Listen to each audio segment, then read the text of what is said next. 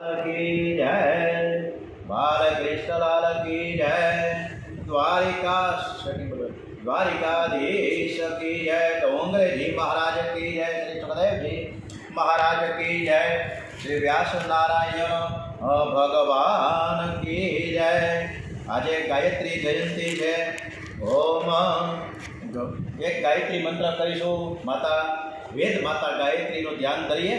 ओम श्री गायत्री माता की जय।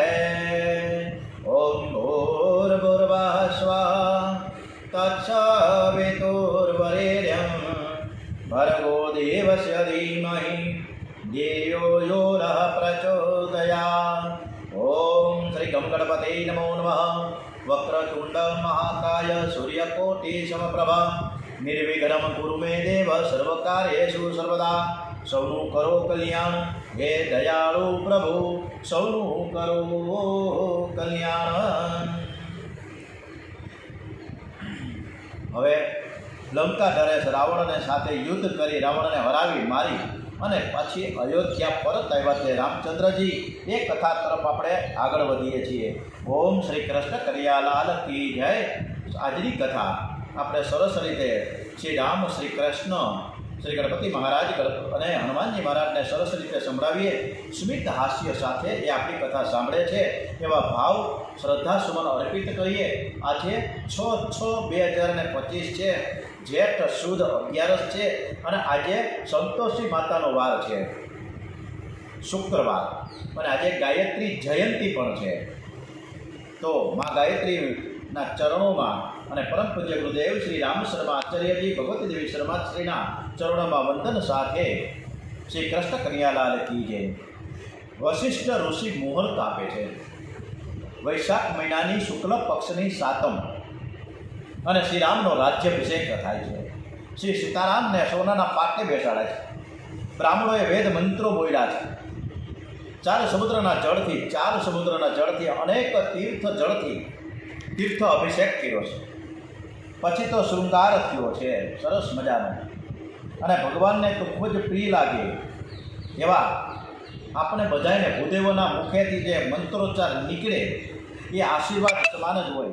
એટલે રામજીને પણ રાજ્યાભિષેક વખતે ભૂદેવો બેઠા હતા અને સરસ મજાના રાજ્યાભિષેક થયા મંત્રોચ્ચાર ચાલુ છે। આપણે પણ એ રાજ્યાભિષેકમાં સામેલ થઈએ।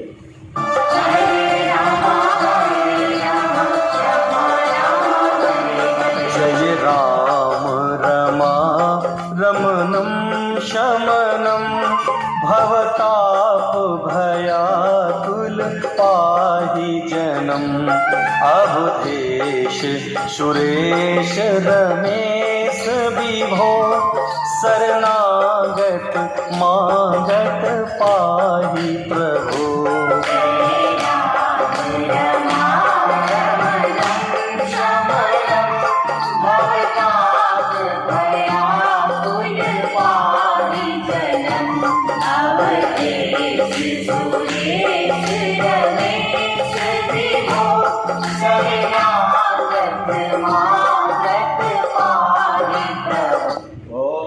રામચંદ્ર ભગવાન की जय।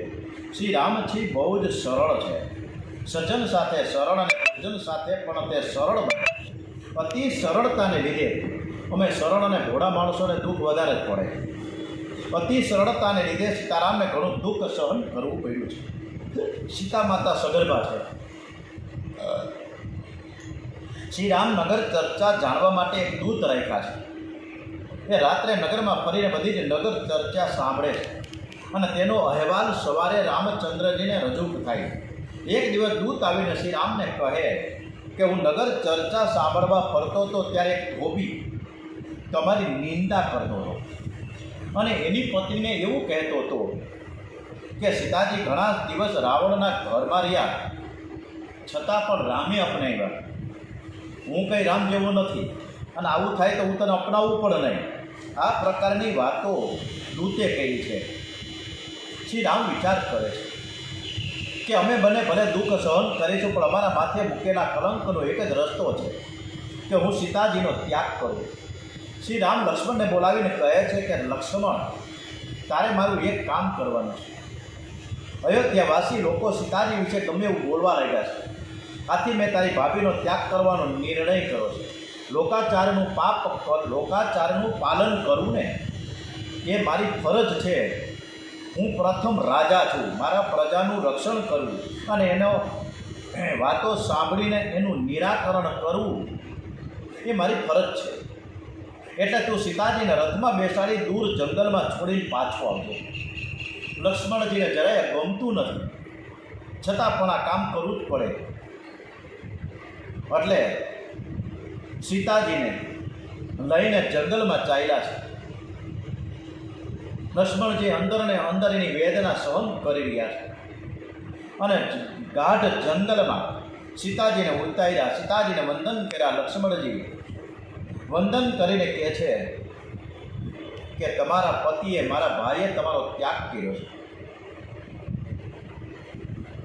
સીતાજી રડવા લાગ્યા છે. લક્ષ્મણજી સીતાજીને ધીરજ આપતા કહે છે, માતાજી, નજીકમાં જ વાલ્મીકીજીનો આશ્રમ છે. એ તમારા પિતાજીના મિત્ર છે. હું ફરીથી આપના દર્શન માટે આવીશ. મને જવાની રજા આપો. સીતાજી વંદન કરીને લક્ષ્મણજી પાછા વળે છે. એકલા પડેલા સીતાજી ઘણા વ્યાકુળ થયા છે, રડવા લાગ્યા છે. ત્યાંના પશુ પક્ષીઓ પણ રડવા લાગે છે. વાલ્મીકીજીને ખબર પડે જંગલમાં કોઈ સ્ત્રી રડે છે. એ દોડતા ત્યાં પહોંચે છે એટલે સીતાજીને ઓળખી ગયા અને બોલ્યા કે હે દીકરી, હું બધું જાણું છું. હું તારા પિતાજીનો મિત્ર છું. તું ચાલ મારા આશ્રમમાં. વાલ્મીકીજી સીતાજીને સમજાવીને પોતાના આશ્રમમાં લઈ આવે છે. થોડા સમય પછી સીતાજીને 2 બાળકો થાય છે. એમના નામ છે લવ અને કુશ. બંને ભાઈઓને વાલ્મીકીજી રામાયણ ભણાવે છે અને આજથી જ આપણે તુલસીકૃત રામાયણ શરૂ કર્યું છે. સવારના આપણે 8:05 ચાલુ થાય, 10 મિનિટ માટે તુલસીદાસજીને આપણે તુલસીકૃત રામાયણ પણ અત્યારે આ લાઈવ જે મીટ જે પ્રક્ષિપ્ત શ્રીઓ સાંભળશે. યુટ્યુબમાં તો ફક્ત ભાગવત કથા જ આપણે મૂકાશે. વાલ્મીકીજી રામાયણ ભણાવે છે. રામાયણની રચના તમસા નદીને કિનારે થઈ છે. બરાબર. ડોંગરેજી મહારાજ, સુખદેવજી મહારાજ, આપણને ઘણાને ખબર જ નથી. આપણી પાસે આ નોલેજ ઘણીવાર ન હોય, અને હોય તો કદાચ ભૂલાઈ ગયું હોય કે રામાયણની રચના છે એ તમસા નદીને કિનારે થઈ. જ્યારે ભાગવતની રચના છે ને ગંગા કિનારે થઈ છે અને ત્યાં પઠન પાઠન થયું છે. શ્રી રામને યજ્ઞ કરવો છે. હવે યજ્ઞ કરવો છે એ સુખ અને શાંતિ માટે, પણ કોના માટે? કે પ્રજા માટે. મારે સુખ અને શાંતિ માટે યજ્ઞ કરવો. વશિષ્ઠજીની સલાહ લેવામાં આવી. વશિષ્ઠજી કહે છે કે તમને યજ્ઞનો અધિકાર નથી. યજ્ઞમાં ધર્મ પત્નીની હાજરી જોઈએ. યજ્ઞ એકલો પુરુષ અથવા તો એકલી સ્ત્રી કરી ન શકે. યજ્ઞમાં પતિ પત્નીએ સાથે બેસવું પડે છે. આપ સીતાજીને લઈ આવો તો કામ સરળ બને. શ્રી રામ ગુરુજીને હાથ જોડીને આ માટે ઇનકાર કરે છે. નજીકમાં બેઠેલા એક બ્રાહ્મણ બીજા લગ્ન કરવાનું સૂચન કહે છે. શ્રી રામ તેનો ઇનકાર કરે છે. તેઓ એક પત્ની વ્રતને વળગી રહેવા માંગે છે કે મારે બીજા લગ્ન નથી કરવા. શ્રી રામે માતા સીતાજીની સુવર્ણ પ્રતિમા બનાવી છે. એને સીતાજી જેવો સુંદર શણગાર પહેરાવીને યજ્ઞમાં પોતાની પાસે બેસાડ્યા છે. આ યજ્ઞનું નિમંત્રણ અનેક રાજાઓ, મુનિઓ, ઋષિઓ, બ્રાહ્મણોને મોકલવામાં આવ્યા છે. આવું નિમંત્રણ જો દરેકમાં બ્રાહ્મણોનું પ્રાધાન્ય હોય જ છે. હું વારંવાર આ ડોંગરેજી મહારાજને સુખદેવજીની કથામાં જે આવે છે એ જ કહું છું કે ઋષિમુનિઓ સાથે બ્રાહ્મણોને પણ આમંત્રિત કર્યા છે. એટલે બ્રાહ્મણ છે સર્વજ્ઞાતિમાં સર્વોપરી છે. આપણે સીધો સામાન દેવો હોય તો બ્રાહ્મણને દેવો પડે. આપણે બ્રહ્મ ભોજન કરવું હોય તો બ્રહ્મ દેવતાને બોલાવવા પડે. આપણે કોઈ પણ ધાર્મિક વિધિ કરવી છે તો બ્રાહ્મણોને બોલાવવા પડે. બીજી કોઈ જ્ઞાતિ ન આવે. આવું નિમંત્રણ વાલ્મીકીજીને પણ મળ્યું. વાલ્મીકીજી લવ અને કુશને સાથે લઈને અયોધ્યામાં આવ્યા છે. 7 વર્ષના બંને ભાઈઓ રામાયણનું સુંદર ગાન કરે છે અને આ ગાન સાંભળીને બધા જ ઋષિમુનિઓ, રાજાઓ અને પ્રજા ડોલી ઉઠે છે. શ્રી રામને કાને વાત પહોંચી છે. શ્રી રામ વાલ્મીકીજી સાથે બંને બાળકોને સભામાં બોલાવ્યા છે. બધા જ ઋષિમુનિઓ, રાજાઓ અને પ્રજાઓ સમક્ષ લવ અને કુશ રામાયણની આ કથાનો આરંભ કરે છે. અને એ કથાનો આરંભ ખૂબ સરસ મજાનો જે લવ કુશે કર્યો છે એ પણ આપણે સાંભળીએ લવ કુશના મોઢેથી. हम कथा सुनाते राम सकल गुण धाम, हम कथा सुनाते राम सकल गुण धाम की, ये रामायण है पुण्य कथा श्री राम की।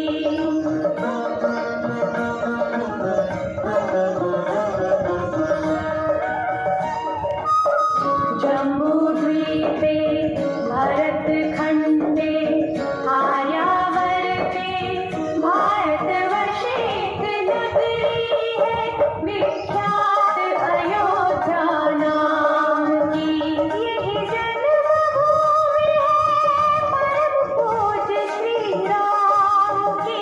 हम कथा सुनाते राम सकल गुण धाम की, ये रामायण है पुण्य कथा श्री राम की, ये रामायण है पुण्य कथा श्री राम આ की। કથા છે એ લવકુશ સ્ત્રીના મુખેથી રામ દરબારમાં રામજીની સમક્ષ કથા કહે છે અને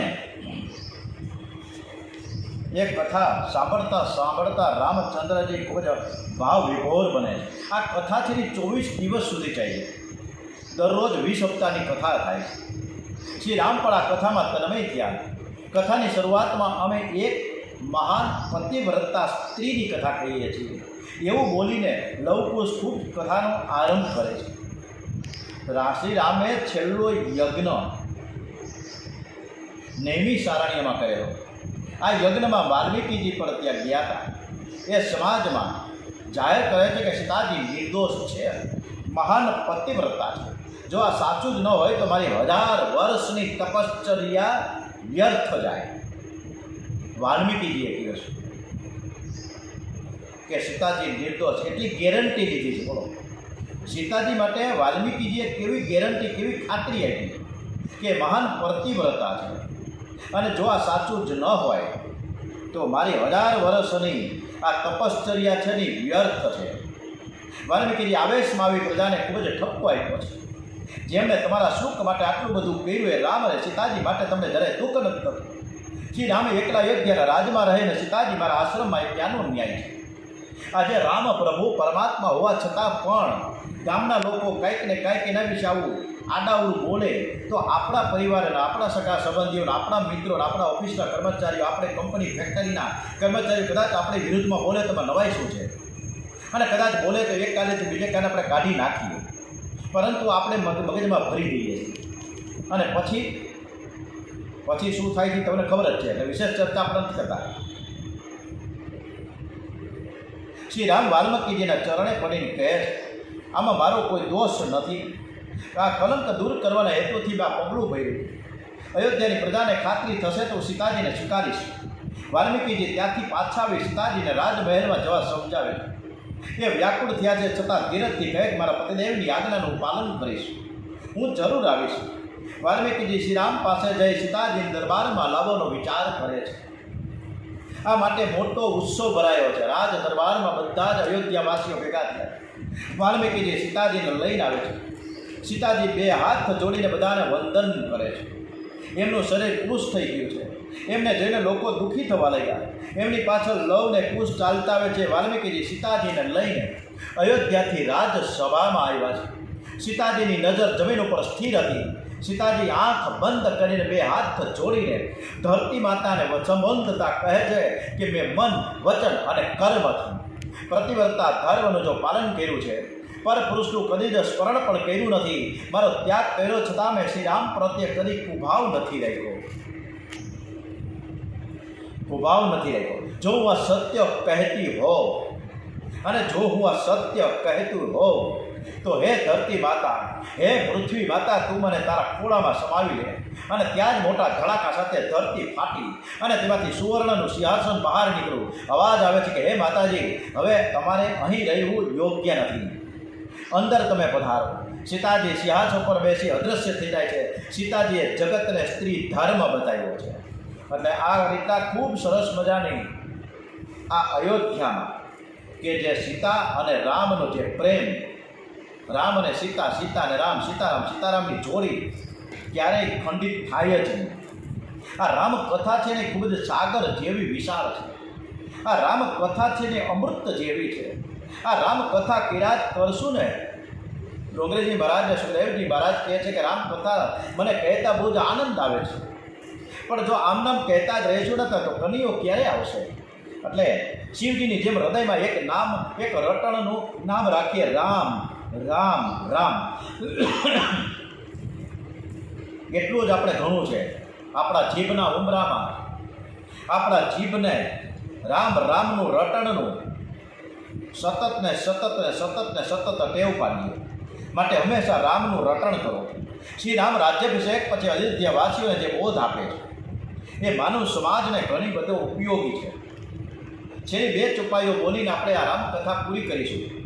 યહી તન કરલ પલ વિષય નભાઈ, સ્વર્ગહુ સ્વલ્પ અંત દુઃખદાયી, નારતન ઉપાય વિષમ ન દેહી, પલટી સુધા તે સટ વિષ લેહી. આ માનવ શરીર છે ને વિષય ભોગ માટે મળ્યું નથી. વિષય સુખ એક ક્ષણ પૂરતું સ્વર્ગ સમાન લાગે અને અંતે તો દુઃખ દુઃખ અને દુઃખમય છે. માનવ શરીર પાયમાં છતાં જે મનુષ્યો વિષયોની પાછળ લાગેલા રહે છે તે અમૃત આપીને એના બદલામાં વિષ લઈ લીધું. ભોગો ભોગવવાથી કદી શાંતિ મળતી નથી. ઘણીવાર આપણને દુઃખ આવી પડે છે. હવે આપણે સીતાજીની વાત, સીતાજી અને ઉર્મિલા એ 2 પાત્રો એવા છે રામાયણના, અદ્ભુત છે, અદ્ભુત. અને એ પાત્રો એમાં સીતાજીએ કે જે 14 વર્ષ સુધી રામચંદ્રજીની સાથે રહ્યા અને છતાં પણ છેલ્લે સગર્ભ અવસ્થામાં એને જંગલમાં જવું પડ્યું એકલા. આ સીતાજીએ કોઈ દી એના દુઃખના દિવસોના ગણતરી કરીને મા બાપને નથી કીધી. આ એવી દીકરી છે, આર્ય નારી છે. આવી અનેક આપણા વચ્ચે નારી છે, સ્ત્રીઓ છે. એ નાની નાની દીકરીઓ જ્યારે સાસરે જાય ને પોતાના પિયર પક્ષને પર ભૂલી જાય. એના સાસુ ને સસરા છે એ એના મા બાપ છે, એની નણંદ છે એની બેન છે, દેર છે એ ભાઈ છે, અને પતિ છે એ પરમેશ્વર છે. અને ત્યારે એ બધું જ ભૂલી જાય છે પિરિય પક્ષને. હવે તો મારું આંગળું છે એ હવે આ આંગળું મારું એ નથી, હવે તો આ છે. અને જ્યારે દીકરી જ્યારે જાય અને 2-3 દિવસમાં જ્યારે આપણે તેડું મૂકવું થાય ત્યારે આવે ને, ત્યારે દીકરી એની માને એટલું જ કહે કે અરે અમારે ત્યાં તો બહુ આયતરા છે, મારે ત્યાં તો આટલું છે, તમારે ત્યાં આટલું નથી. બોલો, મારું ને તમારું તરત જ થઈ જાય. શું કામ? કે એ ઘર મારું છે. આ છે દીકરીનું. અને એ દીકરી માટે આજે મને એક ગરબો ખૂબ જ યાદ આવ્યો છે અને આજે એ તમને બધાને ખૂબ જ ગમશે. આ દીકરીઓને માટે આપણે સન્માનિત કરીએ, આ દીકરીઓને આપણે સેલ્યુટ લગાવીએ અને આ દીકરીઓને માટે આપણે સન્માન તો કરીએ, પણ એ દીકરીઓની આપણે ઇજ્જત આબરૂનું પણ ધ્યાન રાખીએ. એનું રક્ષણ પણ કરવાની ફરજ આપણી જ છે.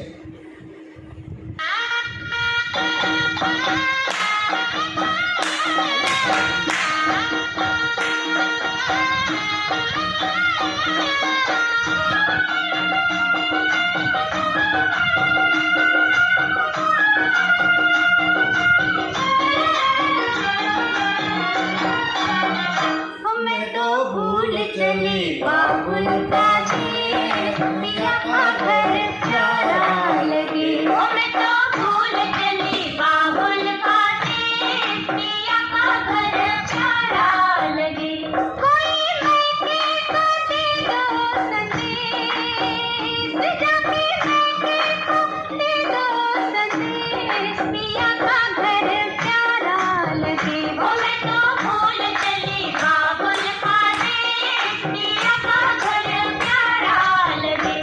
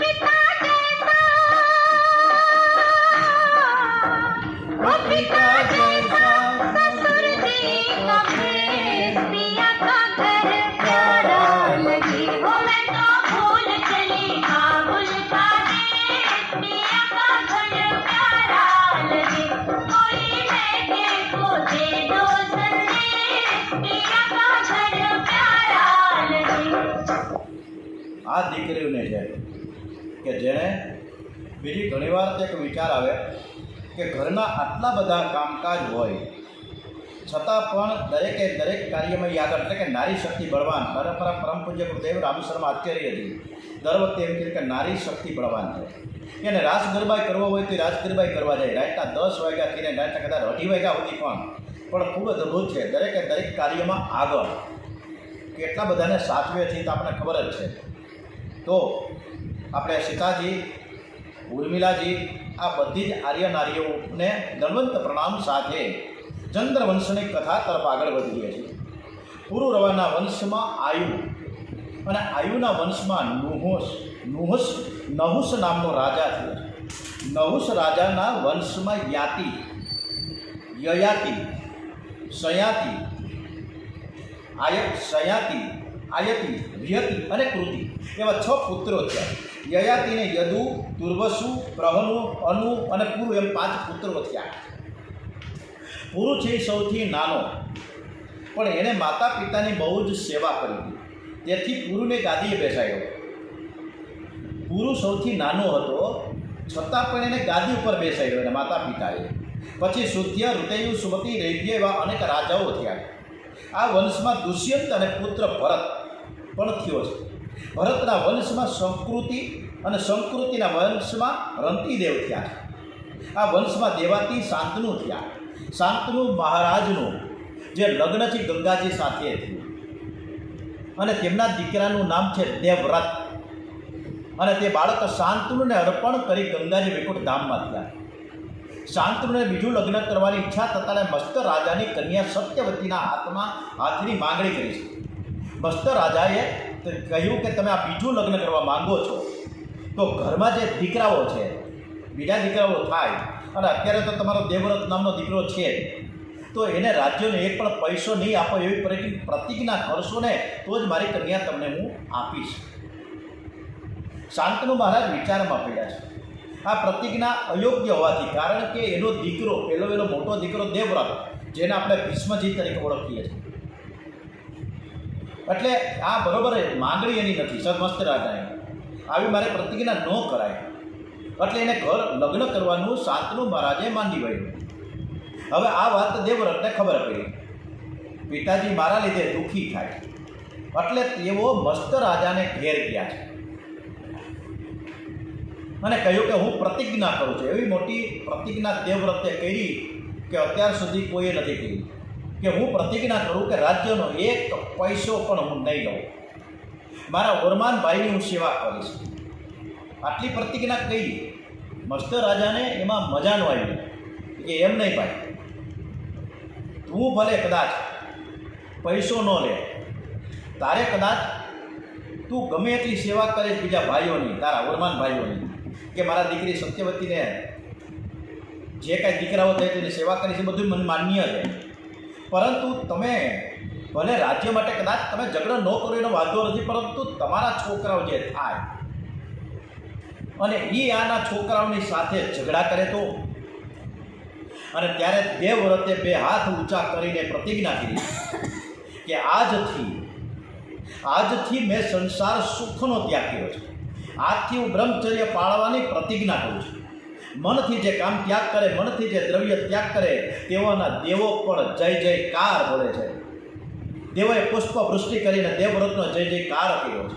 અને તેથી ભીષ્મ પ્રતિજ્ઞા જે દેવવ્રતે લીધી, બોલીએ શ્રી ભીષ્મ આચાર્ય મહારાજ કે જય, ભીષ્મ ગુરુદેવ કે જય. ભીષ્મજીએ ખૂબ જ પદવી સરસ મેળવી કે ભીષ્મ વિનાયું. નામ દેવવ્રતમાંથી બદલીને ભીષ્મ થયું, ભીષ્મ આચાર્ય. શાંતનુના બીજા લગ્ન સત્યવતીને થયા સાથે થયા. એમના ઘેર 2 બાળકો થયા છે, ચિત્રાંગદ અને વિચિત્ર વીર્ય થયા. આ વંશમાં ધૃતરાષ્ટ્ર અને વિદુર અને પાંડુ થયા છે. પાંડુને ઘેર 5 પાંડવો થયા, યુધિષ્ઠિર, ભીમ, અર્જુન, નકુળ અને સહદેવ. અર્જુનનો પુત્ર અભિમન્યુ જે કુરુક્ષેત્રના મેદાનમાં બધા યોદ્ધાઓએ અનીતિથી, અધર્મથી, પાપાચારથી મારી નાખ્યો. એ અભિમન્યુનો દીકરો એટલે કે તું જે મારી સમક્ષ બેઠો છે પરીક્ષિત. રાજા પરીક્ષિત કહે સુદેવજી અમારો વંશ કેટલો આગળ વધશે, એ માટેની ભવિષ્યની થોડી વાત તમે કરો. સુખદેવજીની ભવિષ્યવાણી આપણા માટે આજે ભૂતકાળની બની છે. સુખદેવજી કહે તારો પુત્ર જન્મે જાય. બહુ અદ્ભુત આ દિવ્ય ગાથા છે, બરાબર સાંભળજો. હવે આ મહાભારતની થોડીક વાતો આવી ને એટલે મારે તમને વાત કરવાની મન થાય. આપણે બધાને એમ જ છે કે મહાભારત કુરુક્ષેત્રમાં જે યુદ્ધ થયું, આપણે એક જ ખબર પડે કે દુર્યોધને એવું કહી દીધું કે હું સોયની અણી જેટલી પણ જમીન નહીં આપું. જાઓ તમારે થાય કરી, તમારે યુદ્ધ કરો. ત્યાંથી યુદ્ધ નથી થયું. ખરેખર દુર્યોધનના કહેવાથી યુદ્ધ નથી થયું. શરૂઆત તો ક્યાંથી થઈ છે ખબર છે? આ મહાભારતના મંડાણ ક્યાંથી થયા? આ મહાભારતના યુદ્ધના જે વિચારો શરૂઆત ક્યાંથી થયા? એનો પહેલું કદમ તો મસ્ત રાજાએ કીધું. એટલે પહેલાં તો શાંતનુએ કીધું કે ગંગાજી એના ધર્મપત્ની હતા, ગંગા જે વિલીન થયા ગંગામાં. પછી એને વળી પાછા બીજા લગ્ન કરવાની ઈચ્છા પ્રકટ થઈ સત્યવતીની સાથે. એટલે શરૂઆત ત્યાંથી થઈ પહેલાં.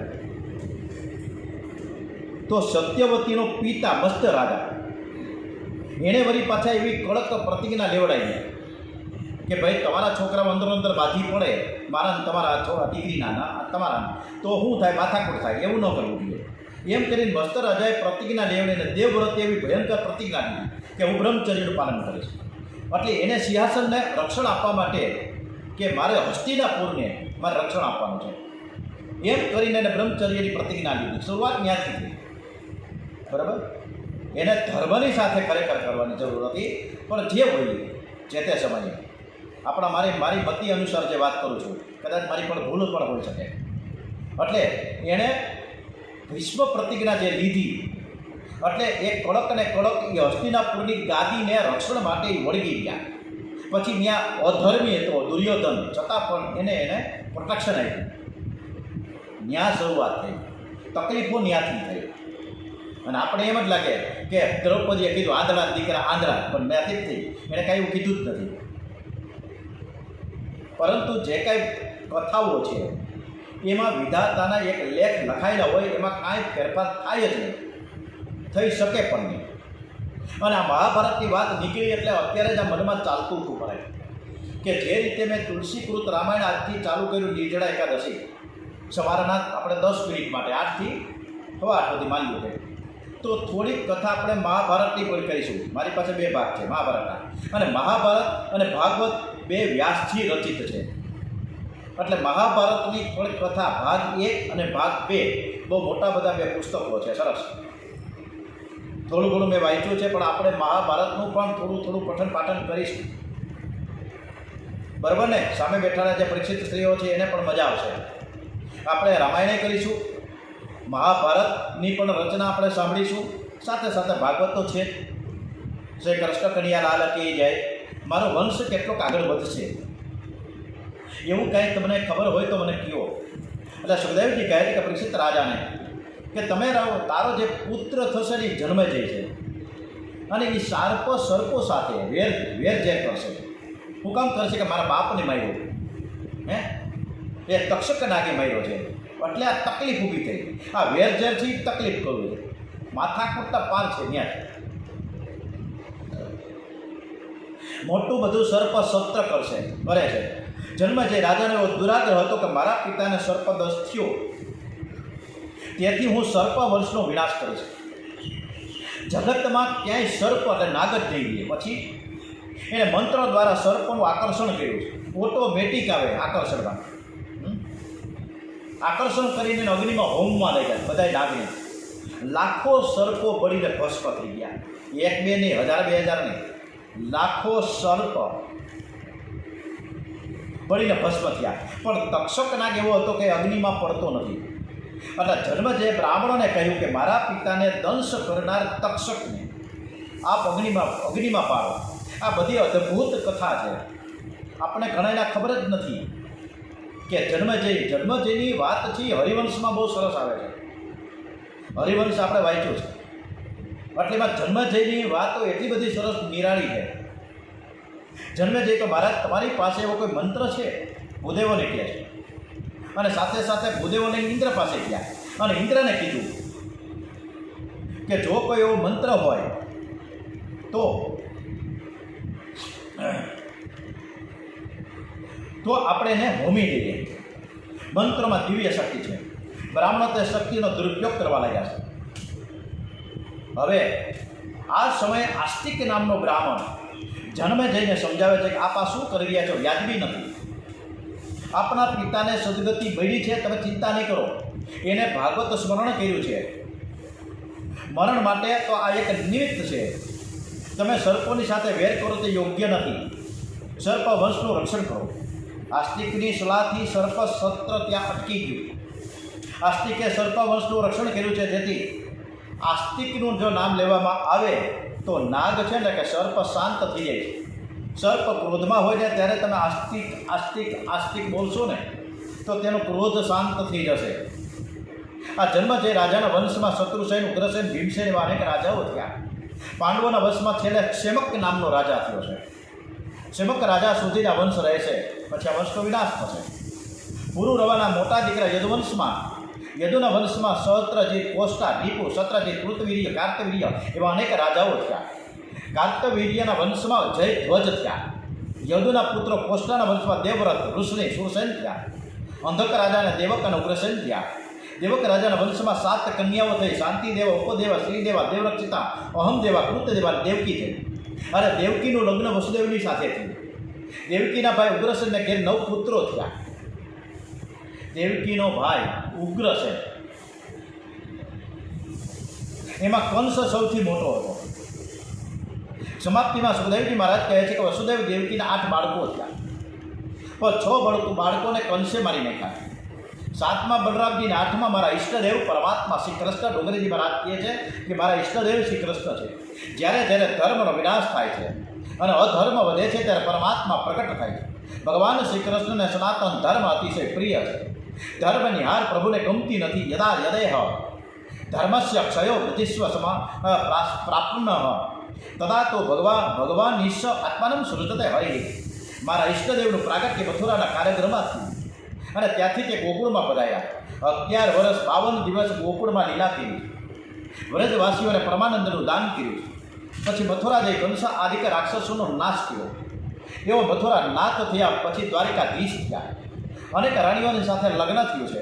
ભગવાન શ્રી કૃષ્ણ જગતને ગ્રસ્ત ધર્મનો આદર્શ બતાવે છે. 16,000 રાણીઓ છતાં કોઈ જીવમાં આસક્ત નહીં.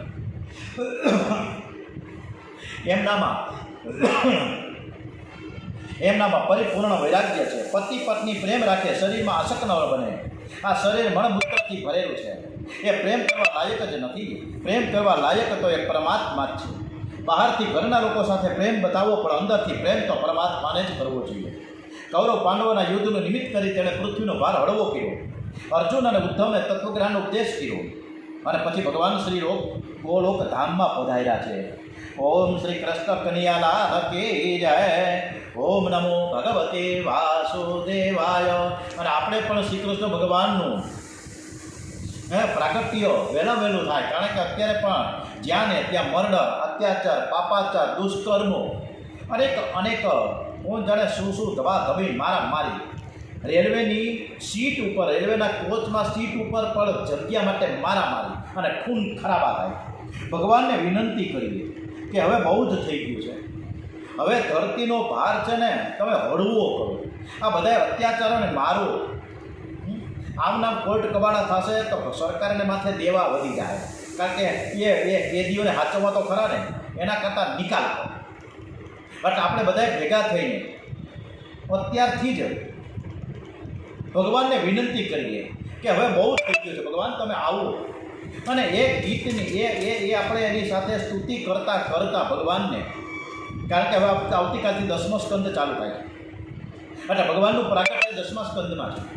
તો ભગવાનનું પ્રાગટ્ય વહેલું થાય એટલે ભગવાનને આપણે વિનંતી કરીએ કે તમે વહેલા આવો. હવે બહુ અત્યાચાર, પાપાચાર વધી ગયા છે, હવે બહુ થઈ ગયું.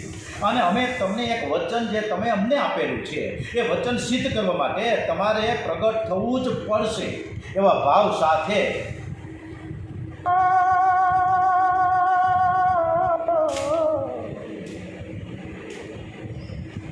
बड़ी देर सही नंद लाला तेरी राह तके बिजबाला.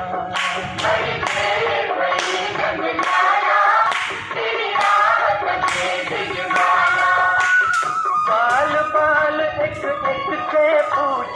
कहाँ है मुरली वाला? ક્યાં છે મુરલી વાળા? ક્યાં કે જલ્દી, હવે તો બહુ થઈ ગયું, હવે આવી જાઓ.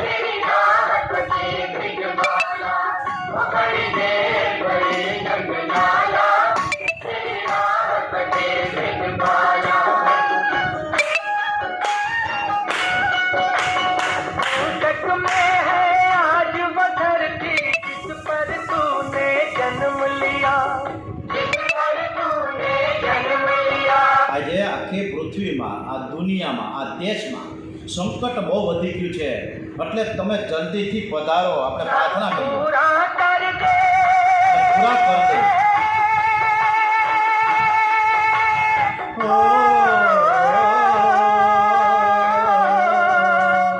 पूरा कर दे आज वचन वो गीता ગીતામાં તમે में એક जो વચન આપ્યું છે तूने અમને. दिया, गीता में जो तूने दिया। ગીતામાં શું વચન આપ્યું છે?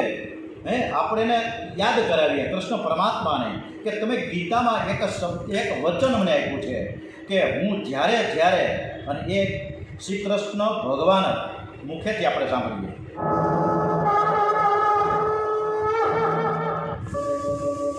यदा यदा हि धर्मस्य ગ્લાનિર્ભવતિ ભારત अभ्युत्थानम् अधर्मस्य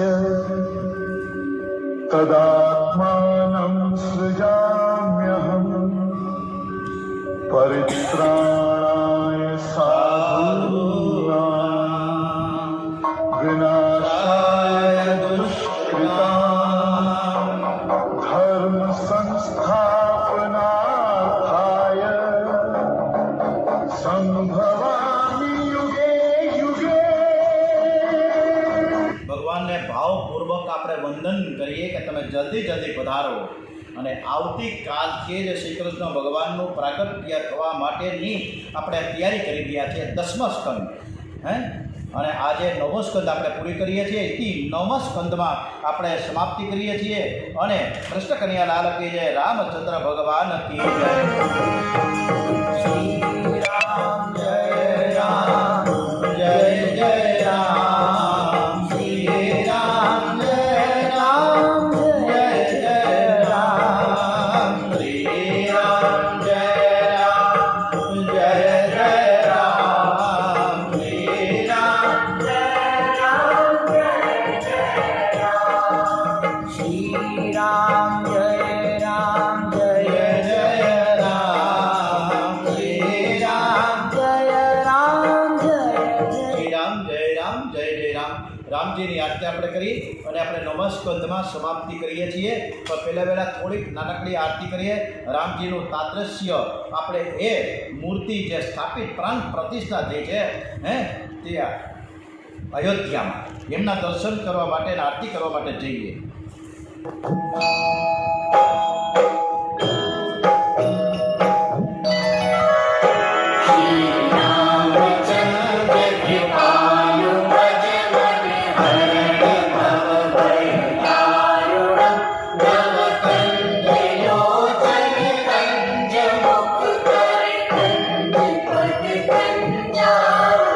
પદકંજારુડમ. આવતીકાલે કદાચ આવતીકાલે પશુ પક્ષીઓને કથા સાંભળવા માટે વનના જે પ્રાણીઓ છે, વનના પ્રાણીઓ, એમાં સિંહ છે, દીપડા છે, હરણ છે, આ બધાને કથા સંભળાવવા માટે ભગવાનના એક પ્રેરણા થઈ છે. કદાચ આવતીકાલે સવારે 7 વાગે હું ઘરેથી પ્રયાણ કરીશ ભવનાથ તરફ, અને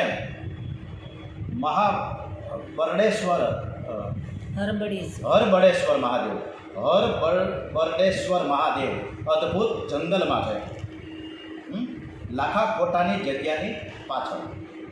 ત્યાં હું સવારના 7:30 પહોંચીશ, અને ત્યાં એ સાધુ સંતો કથા સાંભળશે, સાથે સાથે વન્ય પ્રાણીઓ પણ કથા સાંભળશે, સાથે સાથે વન્ય જે પક્ષીઓ છે પણ કથા સાંભળશે. એટલે આવતીકાલે 10મો સ્કંદ આપણે જંગલમાં મંગલ કરી રહ્યા છીએ. જેમને આવવાની ઈચ્છા હોય એ આપણે પાછળથી વાત કરીશું. બધા જ પરીક્ષિત શ્રીઓને હું એડ્રેસ આપી દઈશ. ચાલ કૃષ્ણ કનૈયા લાલ કી જય, બાલકૃષ્ણ લાલ કી જય, ડોંગરેજી મહારાજ કી જય, શ્રી સુખદેવજી મહારાજ કી જય, ભારત માતા કી જય. ઓમ નમો ભગવતે વાસુદેવાય. ઓમ નમઃ પાર્વતી પતે. હર હર હર હર મહાદેવ.